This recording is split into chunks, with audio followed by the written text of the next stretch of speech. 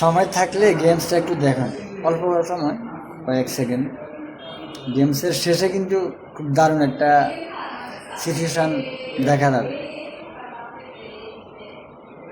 দুজনে একই বয়সী, খুব লড়াই চলতেছে।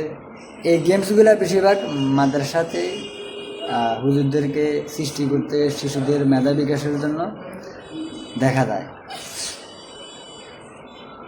কঠিন লড়াই, বয়সে এবং শরীরের শক্তি দুজনে ফিজিক্যালি সেম মনে হলেও স্বাভাবিকভাবে আমরা মনে করি মেয়েদের তুলনায় ছেলেরা একটু বেশি এগিয়ে থাকে। এখানে একটা জিনিস লক্ষ্য করতেছেন আপনারা, ছেলেটা এগিয়ে আসতেছে শক্তির কারণে, মেয়েটা টিকে উঠতে পারতেছে না। তারপরও মেয়েটা যখন পারতেছে না, পিছনে একটু ছেলেটাকে সুযোগ দিতেছে, আবার পিছন দিক থেকে ফুল শক্তি দিয়ে আঘাত করতেছে। এটা কিন্তু লক্ষণীয় বিষয়। মেয়ে হিসাবে ছেলের সাথে টিকে ওঠার কথা না, কিন্তু মেয়েটা অল্প আর দেখা যাক টানটান উত্তেজনা হয়ে গেছে। মেয়েটার কৌশলে মেয়েটা বিজয় লাভ করছে।